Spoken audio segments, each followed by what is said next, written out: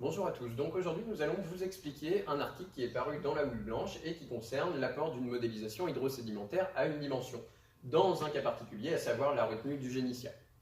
Cette retenue du génitial est composée d'un barrage, donc un barrage c'est un ouvrage en fait, qui est construit au travers d'un cours d'eau et qui va avoir plusieurs fonctions. Ça peut être uniquement le stockage de l'eau pour différentes autres sous-fonctions et ensuite ça peut être la production hydroélectrique.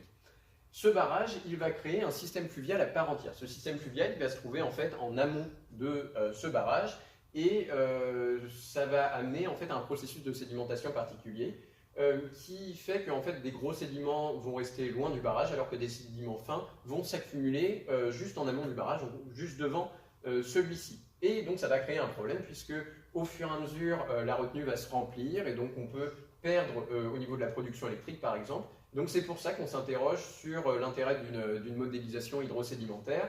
Et ici, on s'interroge sur une modélisation en une dimension puisqu'on a une retenue qui est assez étroite et par conséquent, ça correspond mieux à notre modèle. Donc comme mon collègue l'a précisé précédemment, l'article s'illustre avec le barrage du génitial. Donc le barrage du génitial, c'est un barrage hydroélectrique qui fournit de l'énergie, donc de l'électricité, et qui se situe sur le Rhône, entre Lyon et la Suisse.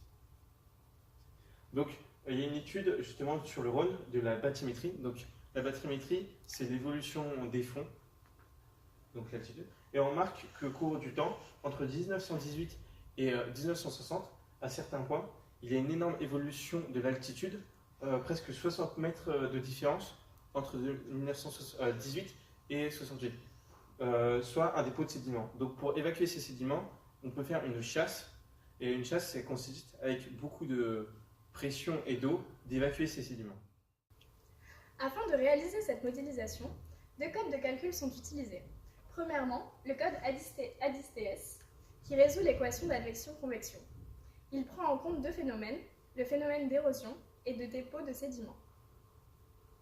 Ce code permet de suivre l'évolution de la répartition des sédiments sur plusieurs décennies.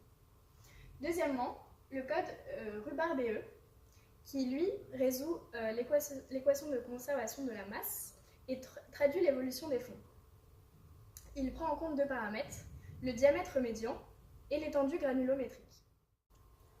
Pour le code ADIS-TS, on prend en compte 6 classes granulaires, ce qui permet de bien décrire comment transitent les sédiments à travers les différentes vannes, et ainsi de faire de bons scénarios prédictifs.